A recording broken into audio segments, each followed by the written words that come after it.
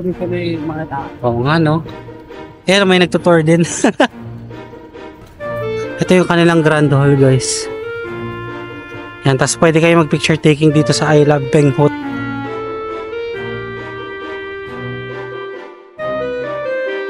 Guys, so, look at this beautiful view. Parang nasa Paris, London tayo, no? Ganda, guys. Tatawid muna kami dito. Euro 1 area ito. Euro 1 pa lang ito. So, marami pang Euro Park, no? Hanggang 3. Oo. Yan, photo spot din nila to, guys. Ganda, ganda ng paligid dito. Recommended talaga. Ayan, oh, bongga, guys, oh. May pa red carpet pa sila dun. Wow. Ganda, guys.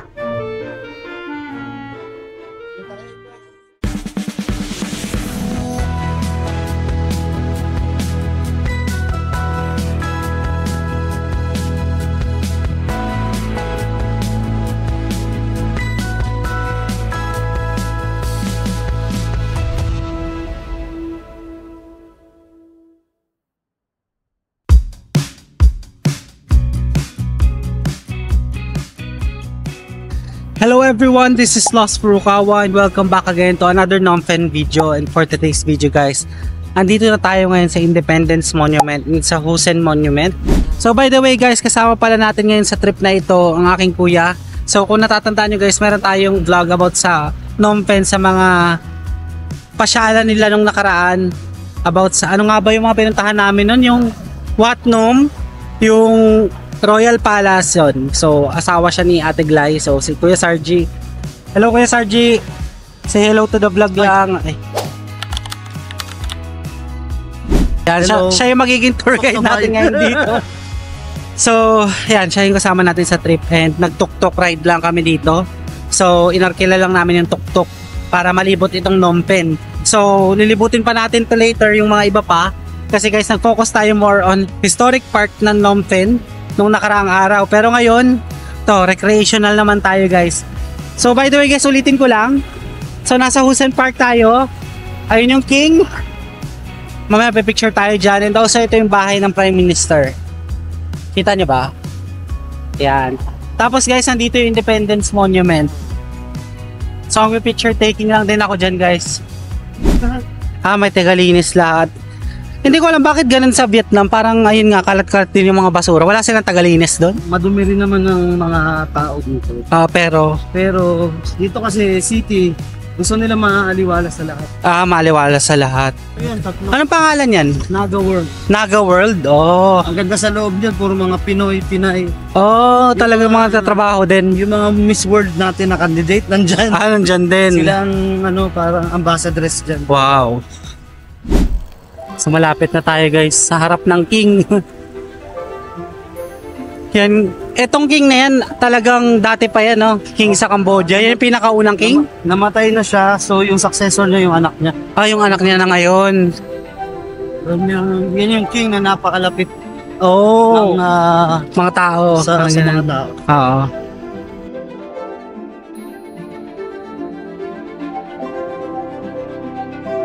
Kaya siguro naging mahal yung area.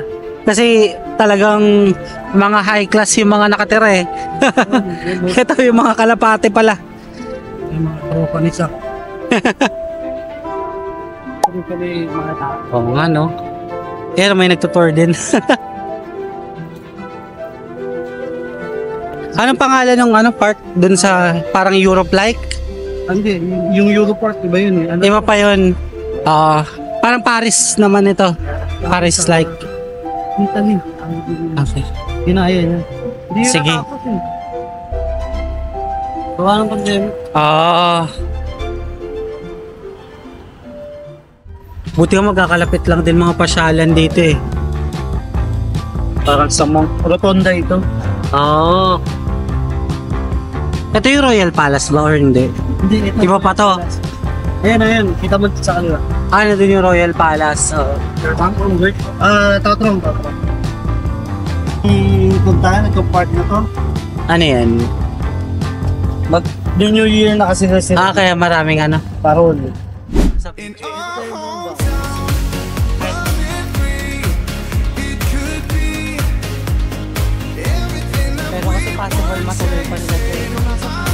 Guys, so look at this beautiful view.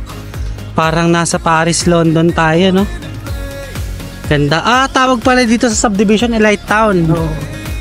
So dito yung mayayamang Cambodian. Tama. Tapos ito kuya, anong tawag dito sa Paris type na ito? Tsaka sa London? Itong area na to, tawag is Copic. Copic. Copic area. Ganda. Ang gaganda ng mga kotse. Talagang yung mga lumalabas-pasok eh. Oo nga eh. Mga pang-elite talaga eh.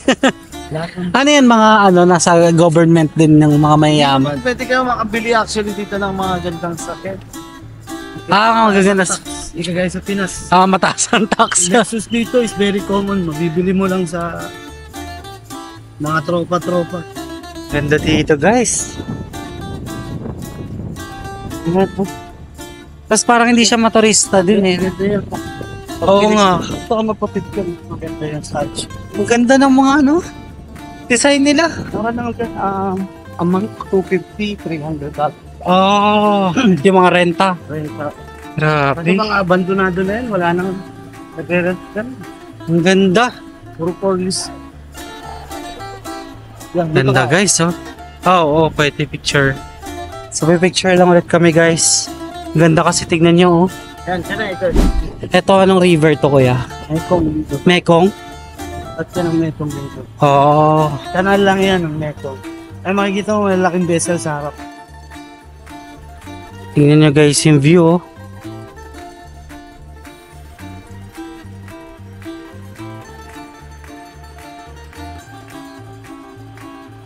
Dito lang siya sa tapat nitong Copic area.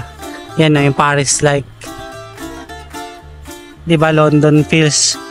Tsaka sa Italy na ganito rin yung design. Ayun ang ganda ng bridge. Pwede pala ma-picture doon eh. Kitang-kita yung bridge. Oo. Tayo nakakapunta to. Sige, diretso tayo doon muna. Diretso tayo. So dadaan tayo doon sa bridge na yan.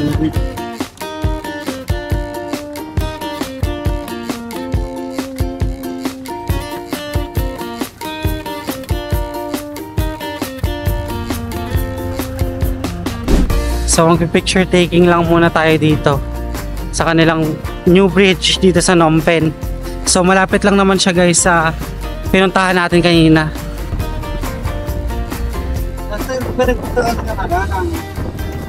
So nandito tayo ngayon sa Euro Park and sa Peng Hut. So around lang siya guys dito sa Peng Hut itong Euro Park. So itong kabuuan Peng Hut to, no? Kasi itong tawag dito yung pupuntahan natin is Euro Park. Ayan, no? Ito yung Euro Park office. 1, 2, 3.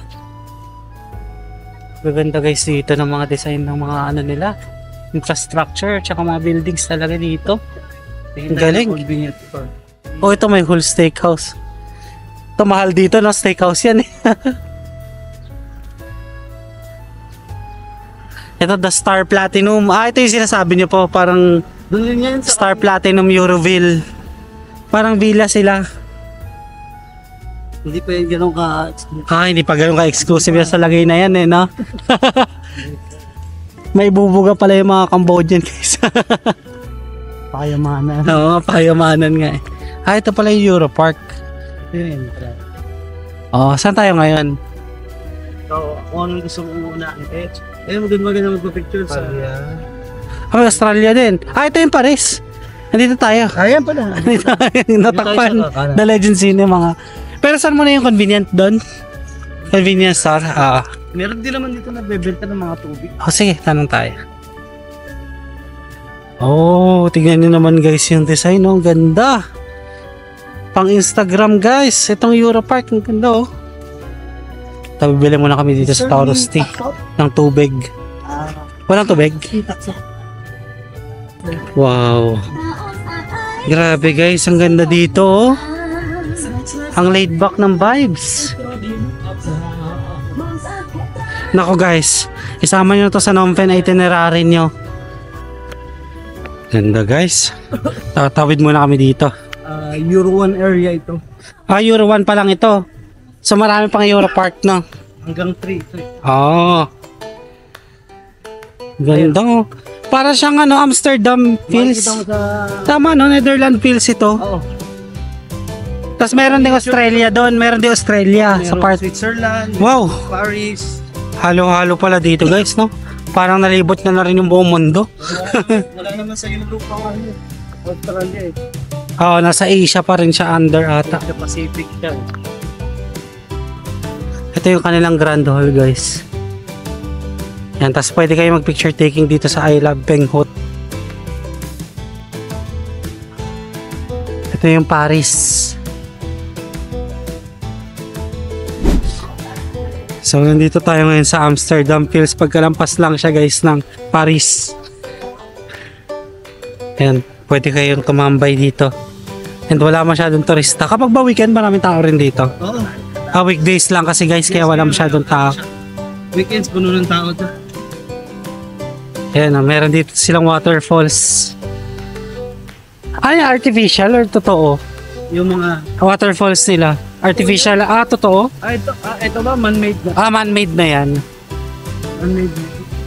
Galing eh, no? Ayun yung mga isda, ang dami oh. Oo nga. Guys, kita niyo ba yung mga isda? Ayun no. Zoom natin.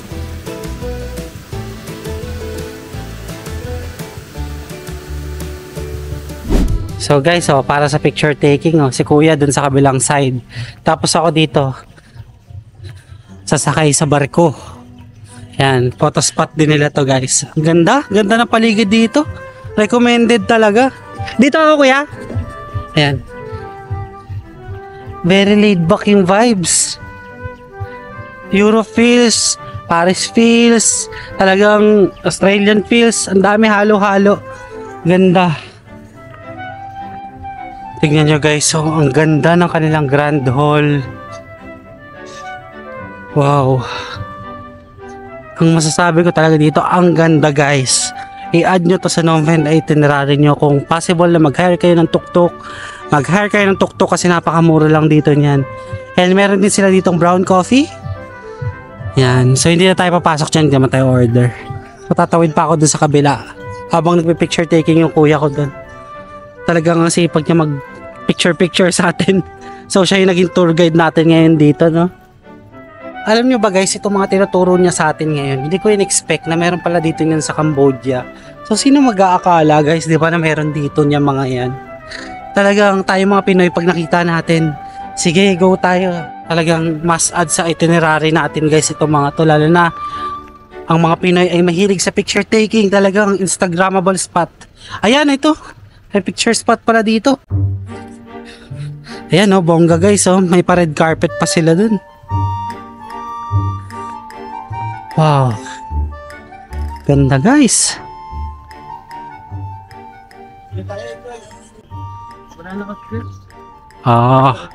Yun yung Sydney House. Ayun, may picture taking din pala dun, pwede. May parang staircase sila sa likod. So pwede tayo siguro dun umakyat para makuha natin yung Sydney House. Ayun, may London Tower din sila dito. So ito na guys yung kanilang Sydney House from Australia. Ayan, para siyang mini restaurant dito. Tapos kung makikita nyo, may Smileland dun.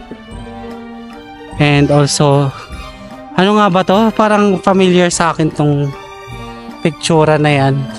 Parang sikat din siya sa isang bansa, nalimutan ko, Europe siguro. Kasi ito restaurant din. Chinese restaurant ito. Crayfish King pala. So baka mga seafoods. Ano yan? Mapa niyan. Siguro mga... may ibang pang park. Siguro 4 kilometers pa yan. Puro bahay pa yan. Puro bahay, mga villas. So meron ditong Yamcha. Chinese restaurant din no? Yan, parang mga sarado pa yung iba, no? Hindi pa na-occupy yata yung iba kuya, no? Parang kagaya dito, wala pa. Ayun nga. Meron Chinese restaurant, Swensen ice cream, pizza Ice cream. company. So pabalik na kami ngayon kay Kuya Bong. Ano ba yung meaning ng Bong dito? Kasi friend. Lalaki. Lalaki. Hindi mo lalaki. Parang sir, ganun sir. Manong. Bong. Parang sa Vietnam, ang tawag mo is An. Yan. Hindi ko masyado napansin sa Vietnam. Dito talaga parang palagi ganun yung gamit. Emoy. Emoy. Pag sa Vietnam, dito naman ang tawag mo sa mga on. On, oh. On sa ride. Ay, Krispy Kreme pala to. Try nyo tong Swensen's, kuya. Oh, sarap din. Oo. Ang ice cream. Ay, The Pizza Company. Tsaka Krispy Kreme. Food hub lang. Ito may potato corner pa. Hindi mawawalang potato corner eh, no? Time ng COVID, din ang ginawa nila, very effective. Pumasok ka ng isang store, may donut ka na, may pizza. Oh.